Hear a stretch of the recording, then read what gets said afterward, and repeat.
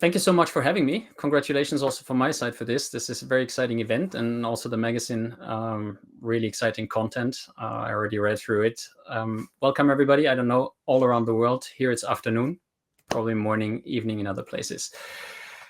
I live in Norway, as Ian already said. I'm actually not Norwegian originally. And when you ask my wife and I how we got here, you might get two very different stories. Her story might be, you dragged me back here. She's Norwegian, so she probably would say something along those lines. I didn't even want to come back home. We were both humanitarians and worked out in the world at the time.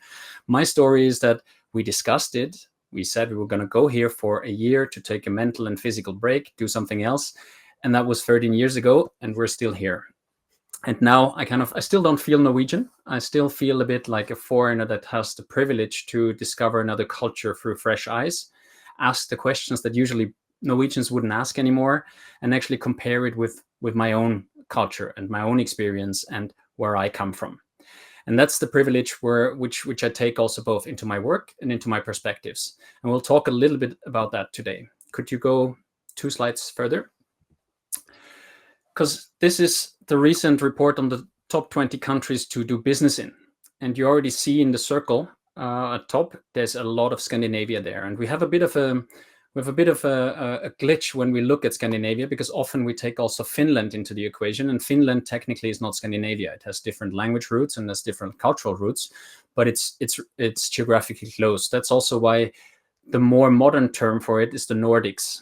And that meanwhile also includes more and more the Baltic countries. And as you see, all these countries up here, they are basically in the top 20 countries. And there's Iceland missing. Iceland is also on the forefront of gender equality. It's the most gender equal country in the world with almost 94% equality. So it's also there. And there is something to doing business here. There's something special about it. There's a history of innovation. So whether it's Bluetooth, whether it's Skype, whether it's pacemakers, Spotify, the matchbox boxes, those are all somehow their roots up here. And in today's presentation, and Ian invited me to talk a bit about it, I will actually look a bit at what I learned, what I discovered both as being an employee up here, but also being a consultant, not only in the Nordics here, but around the world, which gives me a nice perspective on comparing. And I will take in some of the insights from the best innovators we have on this planet, which are our children.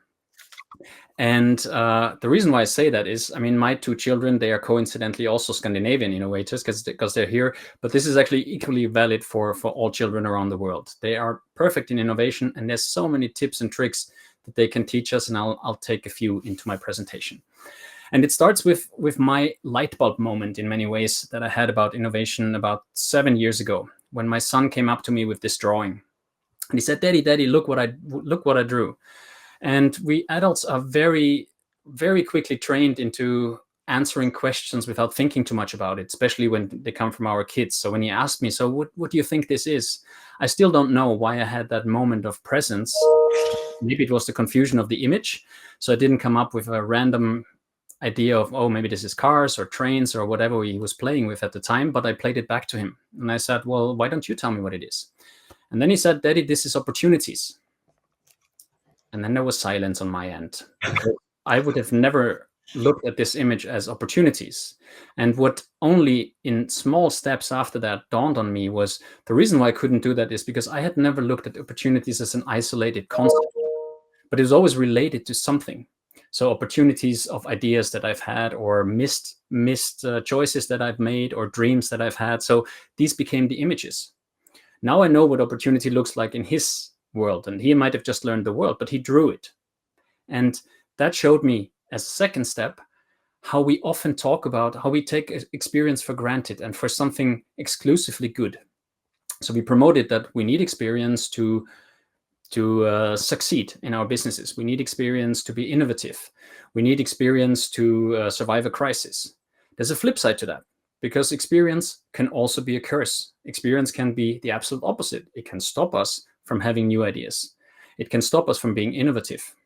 And it can stop us from actually really finding ways out of the labyrinth that we're sometimes in. And with that insight, I moved on to what is it actually that's really the curse. And one of our single biggest obstacles is that innovation are flawed mental models. Now, mental models are fundamental assumptions that we have about how the world works. So that is very, very often discussed in decision making. So we lay out a plan and kind of map out how a decision would play out before we take it. But they're equally relevant in all other sectors of our lives, whether this is about how we engage, how we greet each other, social interactions in general, whether this is about company cultures, how companies are run, how processes should be conducted. And we also have a lot about mental models about innovation. And the reason why I put Flawed into that is because mental models are our assumptions about how the world works. And it becomes dangerous when those are the only assumptions that we have and we're not aware of it. And one example that I always put out there is when I was first confronted with my own mental models in such a radical way that I understood, okay, here's something that I need to explore. It was 3 decades ago when I was in South Africa for the first time, and it was the most foreign context I'd been to at that point. And I sat down at a dinner table, and then opposite me, a young man sat down and I was wearing a cap. And I had such a strong physical reaction because this was wrong. I heard my father in my head. He wasn't even there, but I heard him as he was standing behind me, like the sentence that I heard so often in my youth: we do not wear hats at the dinner table. And so he sat there with his cap on, and I'm like, this is not how this is supposed to be. And of course it is, because that's different rules everywhere. But at that time, for me, this was almost a universal principle. Nobody in the world does that. And I assumed that without even thinking about it. And that's what a mental model is. And the problem is we're often not aware of it. So today, my presentation has 2 parts. One is I'll go into 5 different mental models that we have and look at how they might be a bit flawed. And then we talk about what we can do with it. The first one that I want to open up is that innovation displaces the old with the new. Now, this might be to some extent accurate, but I give you an example where this might be looking differently.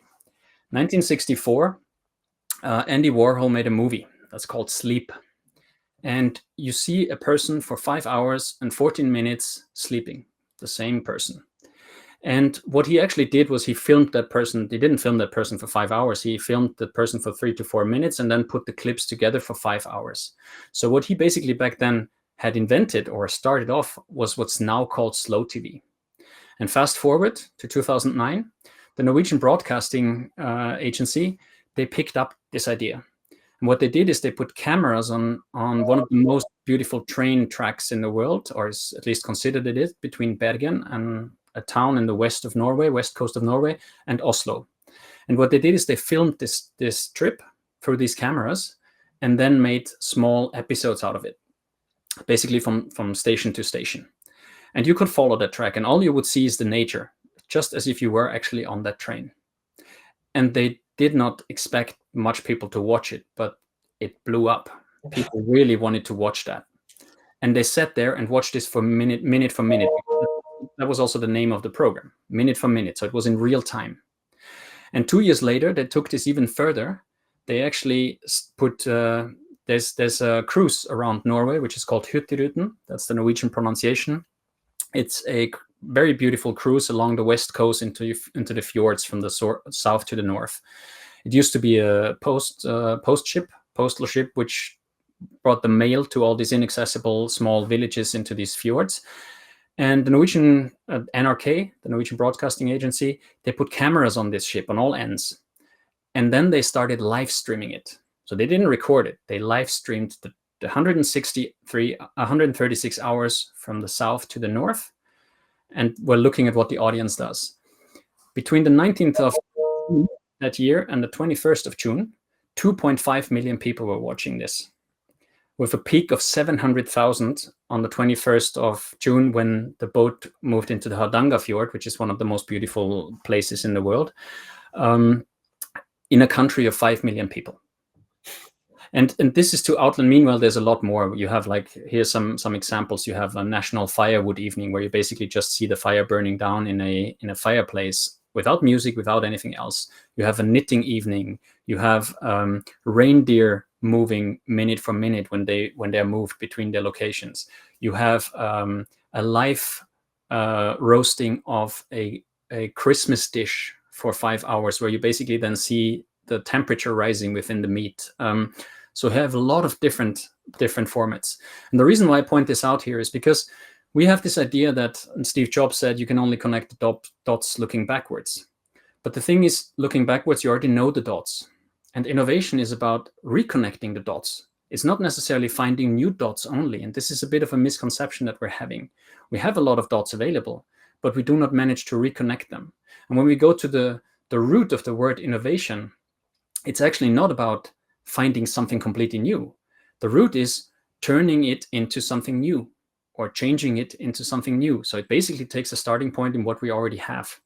So the first step is looking at what we have and try to really reinvent this. And again, our little super inventors, they do this all the time because they don't have functional fixation yet or the experience about how something works. So they try things in the weirdest way, sometimes a bit dangerous, but they try it kind of in the weirdest way. And this is also innovation.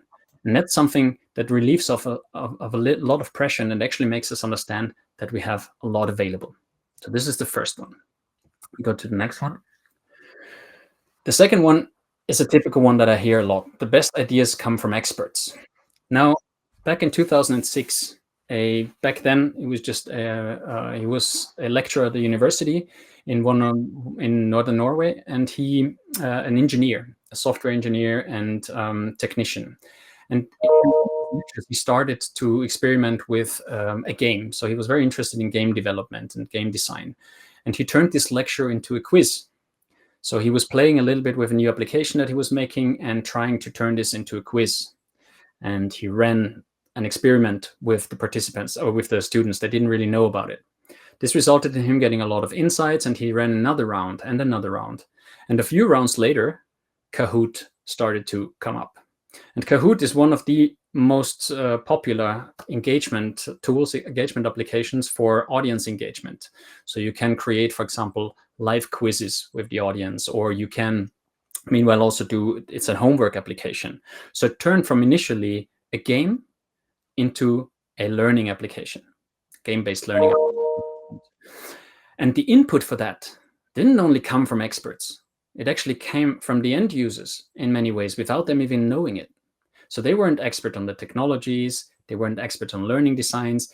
They just gave the input on how is this perceived, what works, what doesn't work.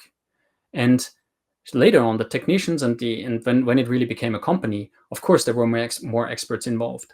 But what I often see in companies is the idea that we have to have these innovation teams where the best people sit in. Now, here's the thing. Everybody is the best person because we are all innovators. We all have ideas. We were innovators when we were kids anyway. And there's the curse of experience coming in again, because experts often do not really ask the questions anymore that somebody should ask to move the field forward. You sit in the tree and you don't see it because of all the forest, the typical thing. So bringing people in that don't know about it, that might ask naive questions, is often a very, very huge advantage and a valuable contribution. I recently worked in a company and they started an innovation process that involved everybody in the company. So everybody could pitch an idea.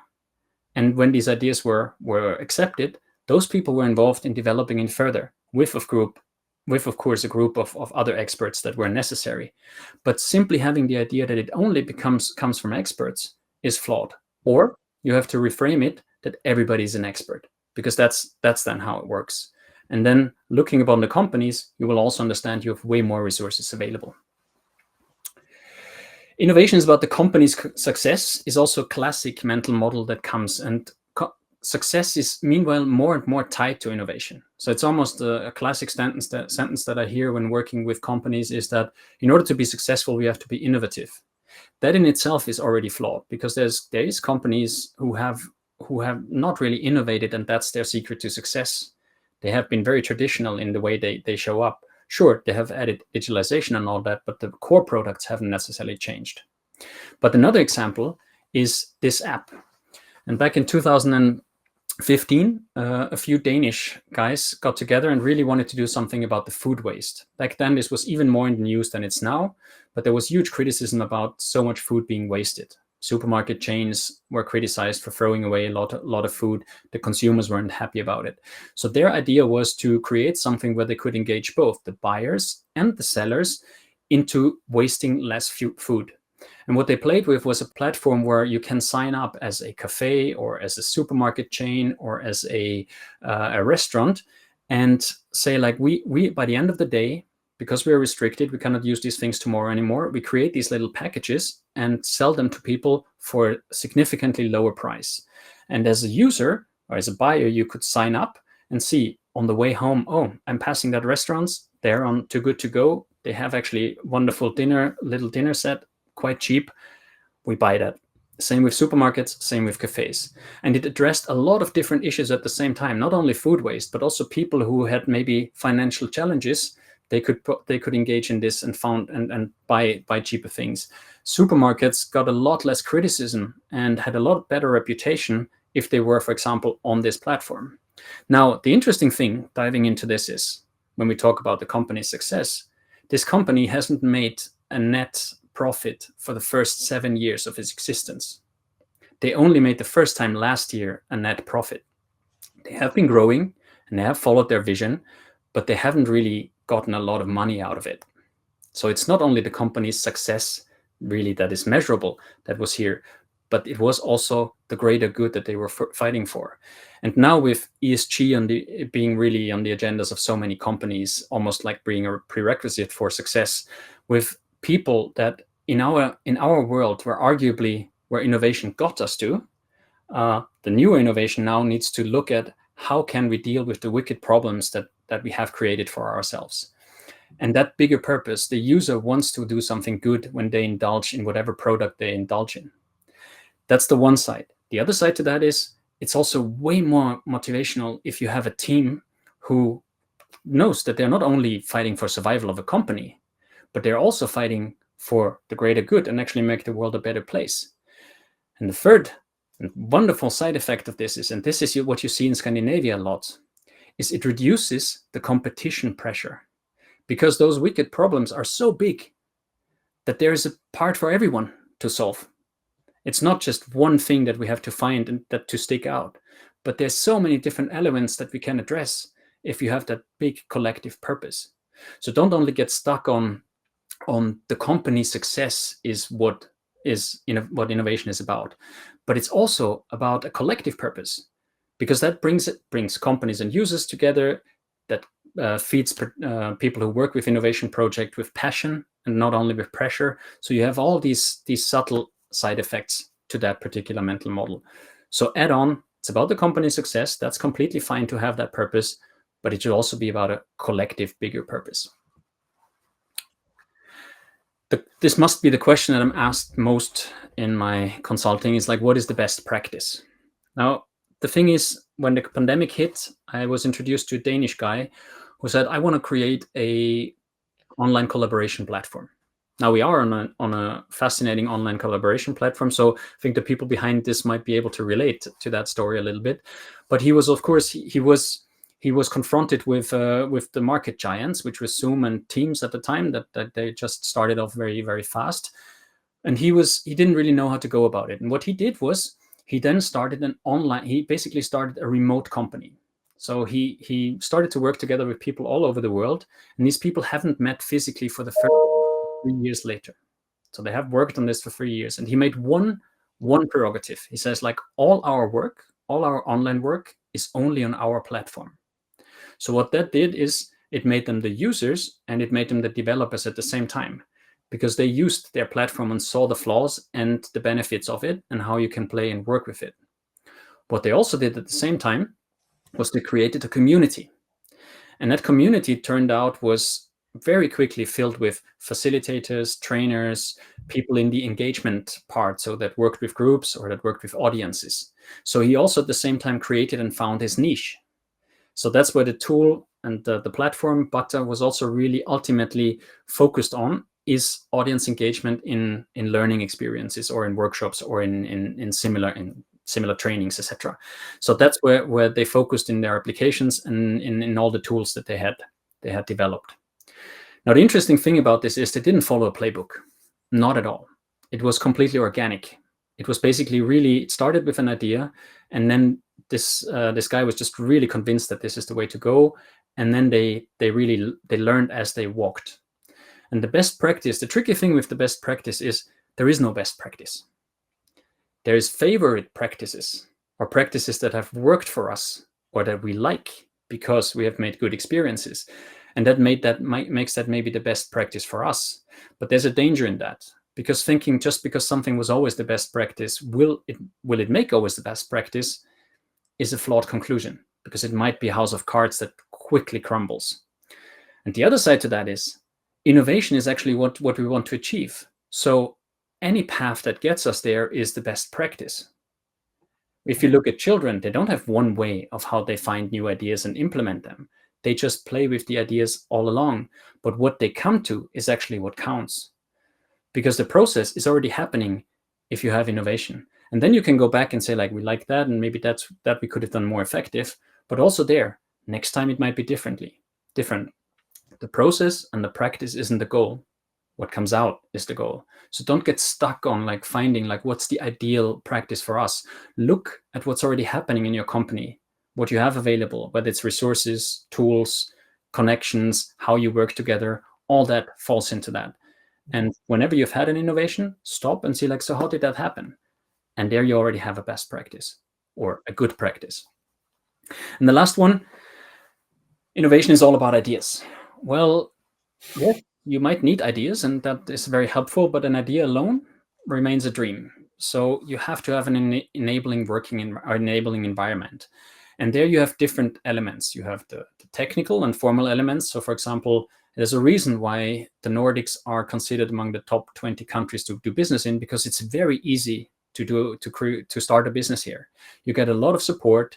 It's really not complicated. Basically, you just have to sign up online and have like a starting capital. And then you get a lot of support as CEO in terms of competency development, accelerators, a lot of advice, like you get free courses on how to run a business, because it's in their interest of the country that the businesses don't fail.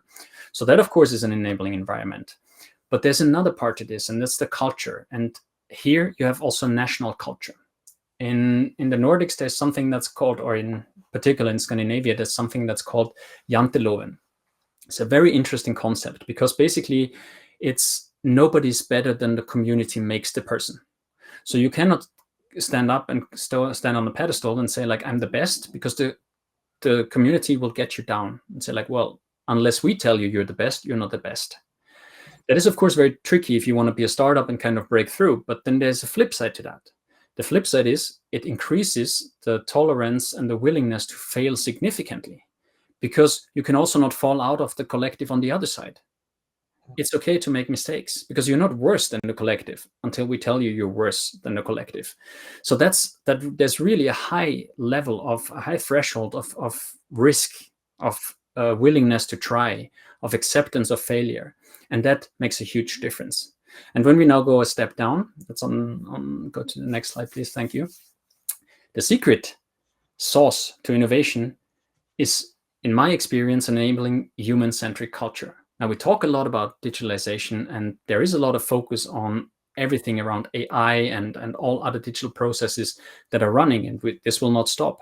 But at the end of both sides and the people and in between, there's still people who work with it. That's the one aspect. And the other one, culture, is very important, because culture is the foundation for it. And by culture, I mean basically the coexistence of mental models and habits. Those are two things that mutually influence each other. Now, we have talked about mental models, and they exist in companies, not only about innovation. It's basically the fundamental assumptions why we do what we do. You might have encountered that when you started a job, and you come in and you ask, like, why do you do something that way? People sometimes struggle to answer with that. Usually the answer is, we've always done it that way. And the other side is habits. And habits is basically how we work with those mental models. What are the actions that we take because we have those fundamental assumptions? Yeah. And now I want to lay out at the end of my presentation 5 simple habits that you can do. There's a lot more habits, but these 5 I thought could be interesting to just look into, because they're quite simple to just play a little bit with it. I spoke to a colleague, funny enough, yesterday, who told me a story that really fits to the first habit. He said he was at a wedding not too long ago, and on the table where all the food was laid out, there was ham there, and the ham was cut in a very specific way, almost square like. And he was asking another guest, like, why is that the case? Do you know that? And he's like, well, no, I don't know, but the bride wanted it to have that way. So he went to the bride, asked the bride at her own wedding, like, sorry, just have a question, like, why is the ham cut that way? It's very specific. And she was like, you know what? I don't know. I've always done it that way. My mother's always done it that way. So they went and found the mother and asked, so, the ham, what is it with the ham? It's cut in a very particular way. And the mom was like, I don't know. I've always done it that way. My mother used to do it. And the grandmother was still there also. He said she was a bit deaf, so it took her a bit to understand what the question actually was. And then she said, oh, yeah, no, that's because after the war, I only had like a small pot in that size. And that's the only way the ham would fit in it. And in companies, we have the same. We don't know where our assumptions and mental models come from. And we sometimes don't even look at those. So identifying those assumptions and identifying the mental models behind it is one of the habits you can work with. And the way you can do that whenever there's resistance. So often onboarding situations are wonderful opportunities to identify mental models, because you have new perspectives coming in and they will ask the questions. And when they ask the questions, it's an opportunity to go into, why do we actually think that way? And when you know it, when you know a mental model, you can work with it. You can keep it, you can reconstruct it, you can dismiss it. Then it's up to you. But you need to train that, because assumptions are also essential for us. The second part is about our resources. I've yet to find a person that can tell me the resources they have, whether it's in a team or in a company. And that's because resources is almost a bit directly connected to the idea of materialistic things, tangible things, things we can measure. That could be assets, that could be time. Even human resources is considered as such. Now, often you face resistance when you say a human resource because it's more diverse. We're not resources, we don't want to be things. What if we change the intonation about it and say like human resources and not human resources, and just focus on the human aspect of it? Because what you do is you understand that you pack something that is highly complicated into just one word. Because there's a lot of human resources that we have, such as creativity, motivation, values, skills that we bring with, connections, languages, all those things, but we don't know about them. And they're all dots. If you think before, we talked about reconnecting the dots that we can use to reconnect and do things. But we have to practice that, because we don't know our resources. We always long for resources that we don't have available, resources that are not at our disposal at any time. And that builds house of cards, while we do not look what we have there. It takes a bit of practice. Resources change over time. Every change to the team is a change to your resources, but you immediately put people into the focus. And once you know your resources, you can play a little bit with it. And Gary Klein, a researcher in decision-making and insights, he labeled the concept creative desperation in his book, The Remarkable Way of How We Get Insights. And what he says is, when we are so desperate that we do not have any solution anymore for our problems and everything we have already experienced before doesn't make sense, that's when we let go of our mental models. And in your companies, you can stimulate that. You can actually say your team has not access to the usual resources that they have when they have to work with a task, and see how they handle that situation. Or you can work with disruption, with time pressure, there's so many ways to play with, but it's only about creating that mindset and immediately starting with the thought, what else can we do with this? Because that's when innovation opens up, and then that's when your options really become wide and spread. And that leads also to the fourth habit that I've put out here, because there's often a discussion when we talk about innovation that we have to learn how to fail. No, we have to celebrate failure, which is a very different thing. Because failure, the reason why we should celebrate failure is because it's also a success, because it has taught us something. It has taught us something that doesn't work, which is an insight. And we look upon this as like, oh, waste of resources. Innovation comes with loss of resources. That's just part of the game. But if you celebrate your failures, the chances of getting closer to where you want to get is a lot higher, because people dare to do it. They actually dare to fail, to play, to experiment. When you look again at kids, they don't have that mindset yet.